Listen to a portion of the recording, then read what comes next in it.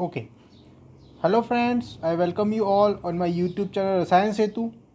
Friends, in today's video, we are going to discuss previous year questions of quantum chemistry which was asked in CSIR NET December 2019 exam.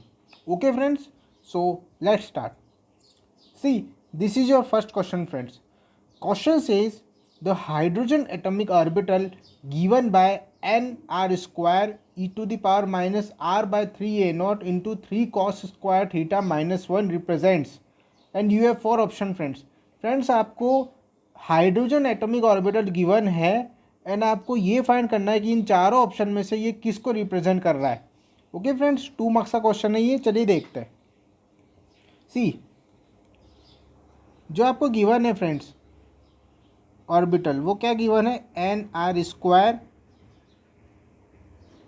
E to the power minus R upon 3 a naught and bracket में 3 cos square theta minus 1. ये आपको given है.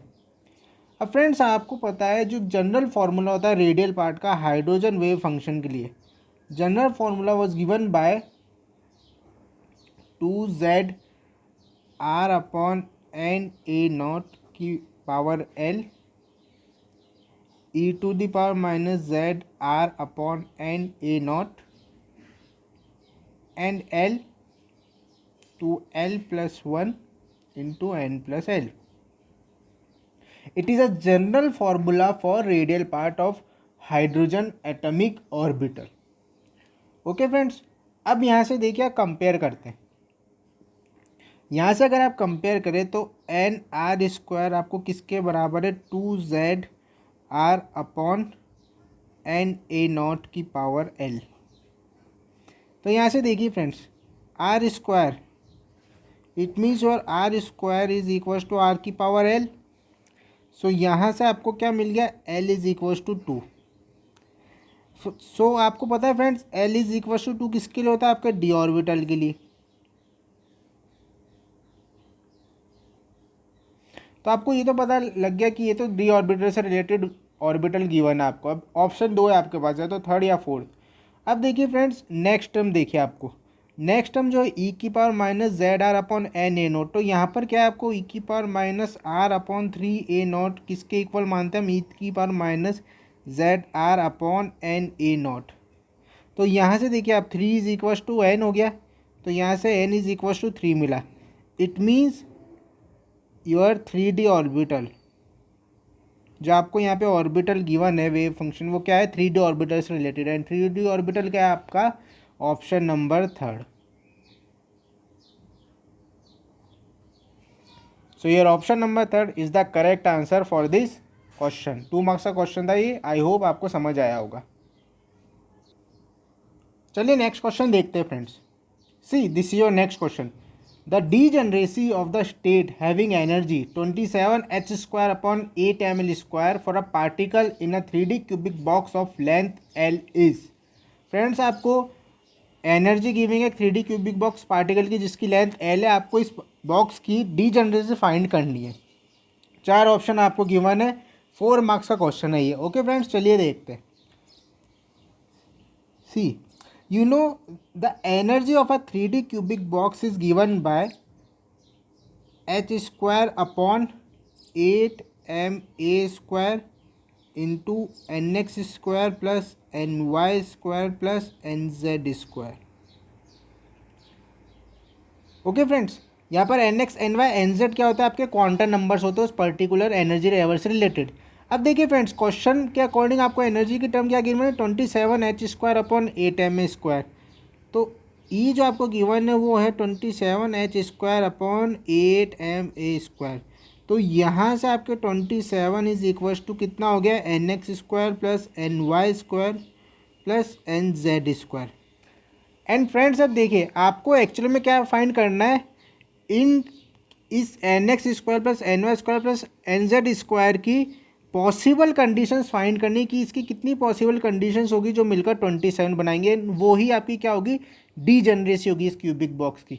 तो देखिए चलिए हम possibilities find करते हैं. अब देखिए अगर आप फर्स्ट कंडीशन रखें nx is equals to ny is equals to nz is equals to 3, तो ये क्या हो जाएगा आपके 3 square plus 3 square plus 3 square is equal to 27। 9 plus 9 plus 9 is equal to 27। Okay friends, अब देखिए नेक्स्ट कंडीशन देखिए, एन एक्स की वैल्यू रखते हैं आप 5, N Y and N Z की वैल्यू रखते हैं आप 1। तो इस कंडीशन में 5 square plus 1 square plus 1 square, ये भी कितना हुआ आपके 27 हो गया। एक कंडीशन में आप देखिए एन वाई की वैल्यू रख दीजिए 5, N X and N Z की वैल्यू रख दीजिए 1। तो इस कंडीशन में क्या हो गया फ्रेंड्स आपके 1 square plus 5 square plus 1 square, ये भी क्या हो गया आपके 27। एंड इसी तरह एक कंडीशन में आप एन जेड की वैल्यू रख दीजिए 5, N X and N Y की वैल्यू रख दीजिए 1। तो इस कंडीशन में क्या हो गया आपके 1 square plus 1 square plus 5 square is equal to 27। इसके अलावा कोई कंडीशन पॉसिबल है जी नहीं। तो ये टोटल क्या आपके 4 कंडीशन पॉसिबल है जहाँ से आपकी इस जो टर्म है N X plus N Y plus N Z square वो क्या आएगी 27 आएगी। तो इट मीन्स जो डी जनरेशन आएगी आपकी, degeneration of this energy state will be 4। So your option number first that is 4 is the correct answer for this question. ये आपको बस फ्रेंड्स क्या होता है पॉसिबिलिटीज़ फाइंड करनी होती है। अब ये क्वेश्चन आपको चाहे तो 2D स्क्वायर बॉक्स के लिए भी दे सकते हैं। तो बस आपको ये वहाँ पर N X and N Y 2 ही काउंटर नंबर्स होते हैं। तो बस आपको ये जो गिवन है इनकी पॉसिबिलिटीज़ फाइंड कर लीजिए, कितने नंबर ऑफ वेज से रिप्रेजेंट होगा, सीधा सा आपको आंसर मिल जाएगा। ओके फ्रेंड्स, 4 मार्क्स का था ये क्वेश्चन। चलिए नेक्स्ट क्वेश्चन देखते हैं। सी this is your next question. Question says in linear variation method using two orthogonal basis function, the two roots obtained are epsilon naught and epsilon 1, where epsilon naught is less than epsilon 1. The correct relation of these with exact ground and first excited state energies E naught and E1 is. Friends आपको epsilon naught and epsilon 1 roots obtain हुए दो orthogonal function से, इनकी exact energies given है ई not and E one. आपको epsilon not E not epsilon one E one में relation find करना है। चारों ऑप्शन गिवन है, 4 मार्क्स का क्वेश्चन है ये। ओके चलिए देखते हैं। सी हम सपोज 2 बेसिस फंक्शन किस तरह से मानते हैं। सपोज 2 बेसिस को हम इस तरह से लेते हैं। पहला आपने माना psi naught is equal to C naught phi naught. दूसरा आप मानते psi one is equal to C naught phi naught plus C one phi one. इससे जो आपको फ्रेंड्स ऑब्टेंड हुआ है रूट वो क्या है एप्साइलन नॉट, एंड इसके लीनियर वेरिएशन से जो रूट ऑब्टेंड हुई है वो ये एप्साइलन वन।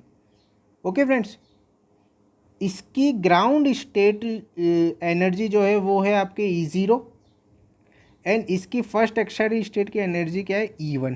ये इतना डेटा आपको क्या है क्वेश्चन में गिवन है। अब देखिए फ्रेंड्स, लीनियर वेरिएशन प्रिंसिपल क्या कहता है, the exact ground state energy is always less than the calculate energy. The exact ground state energy is always less than the calculate energy, और the calculate energy is always greater than the exact ground state energy. So मैं यहाँ पे आपको ये statement लिख के बता देता हूँ that according to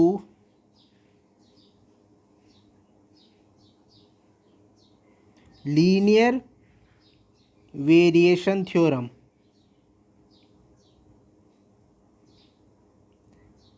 it says that the calculate energy is always greater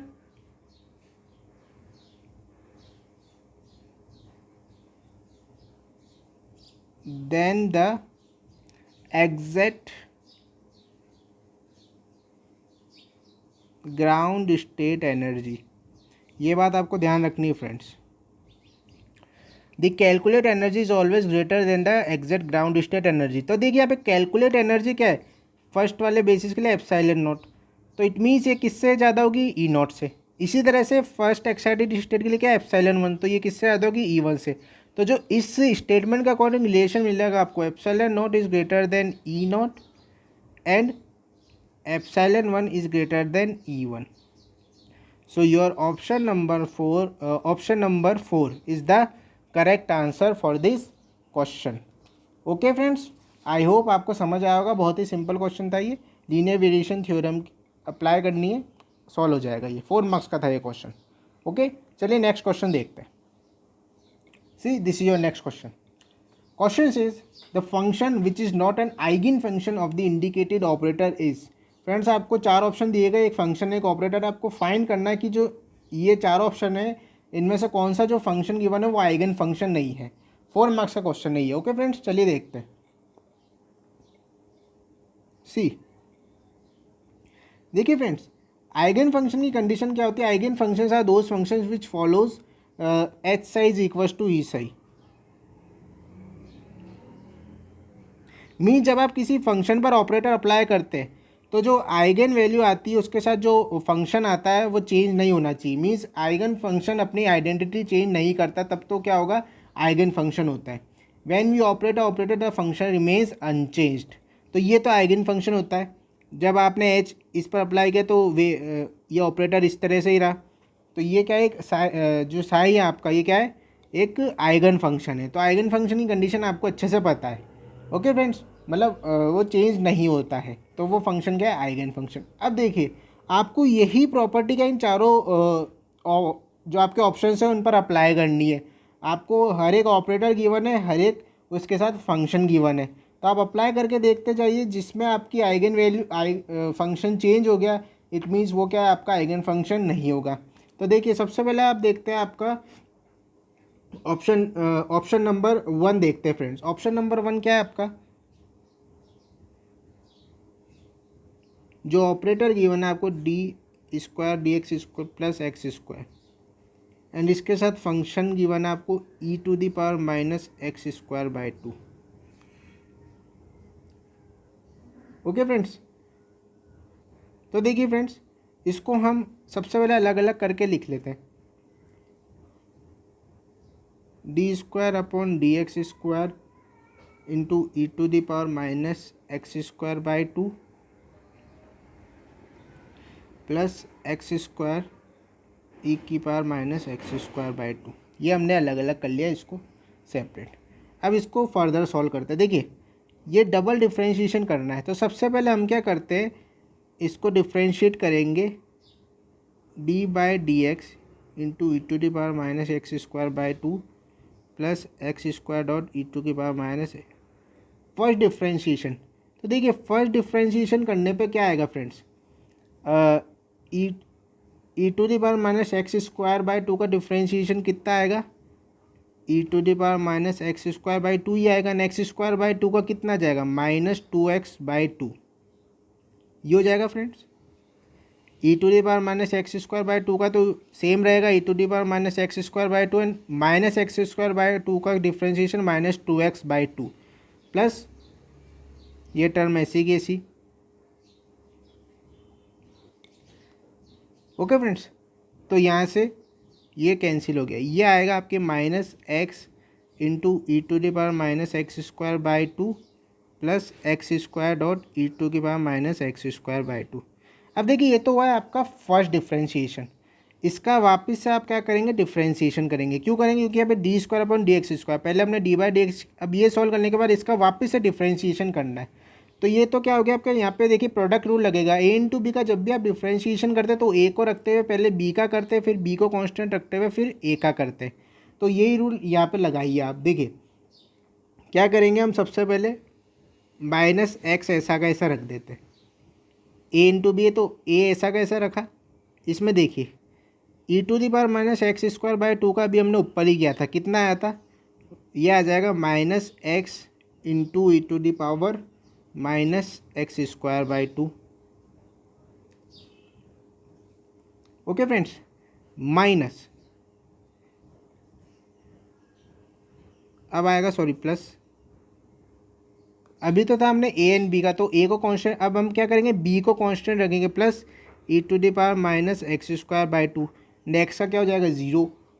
तो ये पूरा हो गया इसका, इस पूरी टर्म का डिफ्रेंशिएशन प्लस ये बाहर वाली टर्म ऐसे की ऐसे x².e⁻⁻x²/2। ये समझ आ गया ना फ्रेंड्स? a into B. अब देखिए इसको सॉल्व कर लीजिए आप। आगे जब आप सॉल्व करेंगे क्या आएगा, ये आ जाएगा आपकी -x²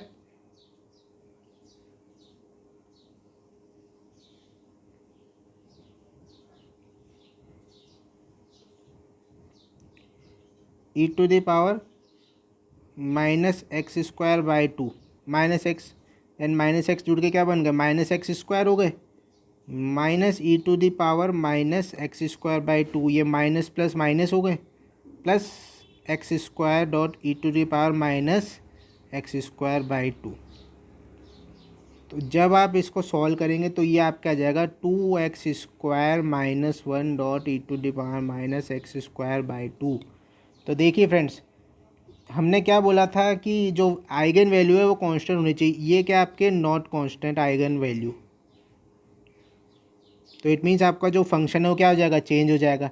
तो इट मीन्स जो ये आपका ऑप्शन नंबर सेकंड है वो क्या होगा, एक आपका आइगन फंक्शन नहीं होगा।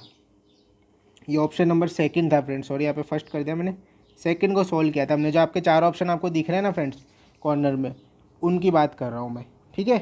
तो यहाँ से केवल यही है जो क्या है, आइगन फंक्शन नहीं होगा, ठीक है friends.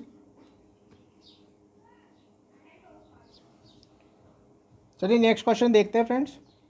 See this your next question. Question is the special part of the dominant resonance structure of the lithium hydride molecule is only valence part of the wave function is shown. Friends आपको इन दिए गए option में से lithium hydride के special part वाले option को बताना है। 4 मार्क्स का क्वेश्चन नहीं है। And valence part of wave function is shown, यहाँ पर आपको वैलेंस पार्ट ही शो किए हुए वेव फंक्शन के चारों ऑप्शन में। ओके फ्रेंड्स, चलिए देखते हैं। सी देखिए friends, dominating resonating structure of lithium hydride की जब हम बात करते हैं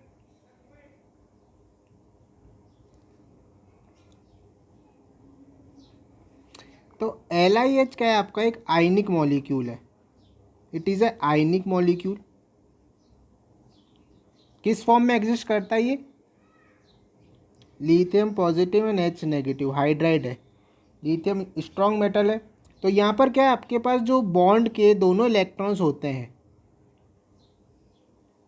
वो किस पर प्रेजेंट होते हैं, हाइड्रोजन पर। इस पर क्या होता है, पॉजिटिव चार्ज, नेगेटिव चार्ज की फॉर्म में, ठीक है फ्रेंड्स।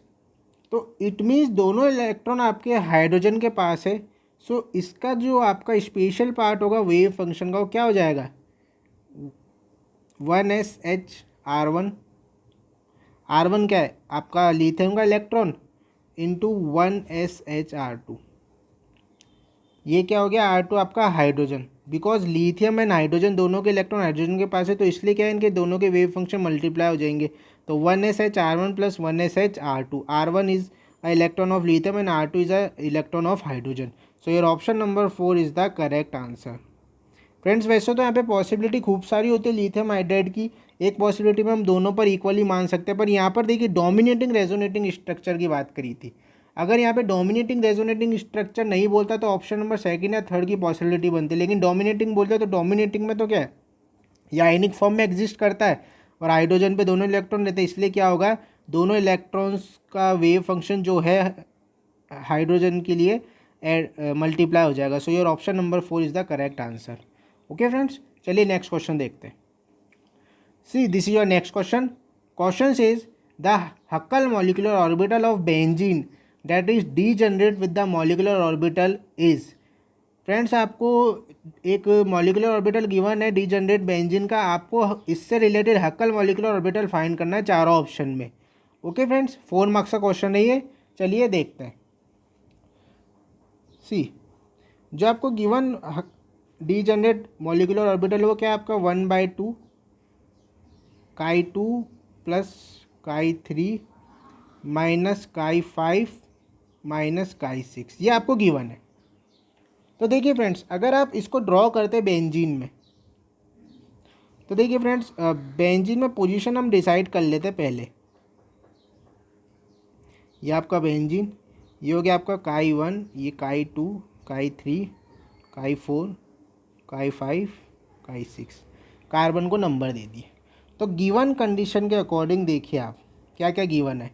जो गिवन है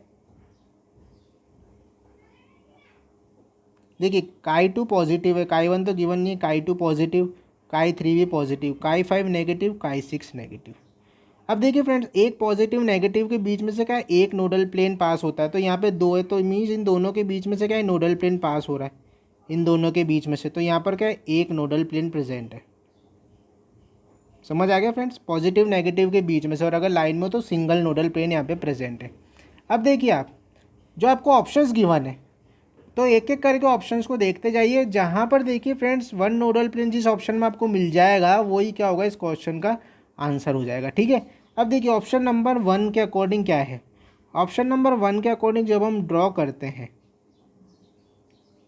ऑप्शन नंबर 1 में देखिए, ये पॉजिटिव गिवन है काई 1, काई 2 पॉजिटिव, काई 3 नेगेटिव, काई 4 नेगेटिव, काई 5 नेगेटिव, काई 6 पॉजिटिव, ये गिवन है। अब देखिए, इसके बीच में से एक नोडल प्लेन, इनके बीच में से, इनके बीच में से, तो मतलब टोटल क्या है, ये नोडल प्लेन पास हो रहा है पूरे बेंजीन में से। तो इट मीन यहाँ पे क्या है, एक नोडल प्लेन प्रेजेंट है। तो वैसे तो इसका क्या हो जाएगा, ऑप्शन नंबर 1 आंसर हो जाएगा, लेकिन बाकियों को भी हम सॉल्व करके देख लेते। देखिए सेकंड को देखिए आप, सेकंड में क्या गिवन है आपको, 1 गिवन नहीं है, 2 पॉजिटिव है, 3 नेगेटिव है, 4 पॉजिटिव है, 4 है नहीं गिवन, 5 पॉजिटिव है, 6 नेगेटिव है। तो देखिए इनके बीच में से एक होगा, इनके बीच में से ये एक, तो ये हो गया। अब देखिए इन दोनों के बीच में से भी एक होगा। देखिए एक तो है आपके 2 और 3 के बीच में से, एक है आपका 5 और 6, तो इन दोनों के बीच में से एक। अब एक गिवन है आपके 2 और 6 के बीच में से, एक है 3 और 5, तो ये भी हो गया। तो 2 नोडल प्लेन हो गए यहाँ पे, तो 2 नोडल प्लेन्स। तो ये तो क्या इससे रिलेटेड है नहीं, तो ये हो गया आपका गलत। अब देखिए ऑप्शन नंबर 3 देखिए, ऑप्शन नंबर 3 जब हम बनाते हैं, तो ऑप्शन नंबर 3 में देखिए, फर्स्ट पॉजिटिव गिवन है, second negative, third negative, fourth positive, fifth negative, six negative, इस तरह से गिवन है आपको। तो देखिए किस किस के बीच में से पास होगा, इस पॉजिटिव नेगेटिव, इस पॉजिटिव नेगेटिव, फर्स्ट सेकंड के बीच में से, फोर्थ फिफ्थ के बीच में से एक, ये हो गया। इसी तरह एक first six and third fourth, ये हो गया। तो ये क्या हो गया आपके 2 नोडल प्लेन, यहाँ भी हो गए। तो ये क्या हो गया, गलत। फोर्थ वाला ड्रॉ करिए,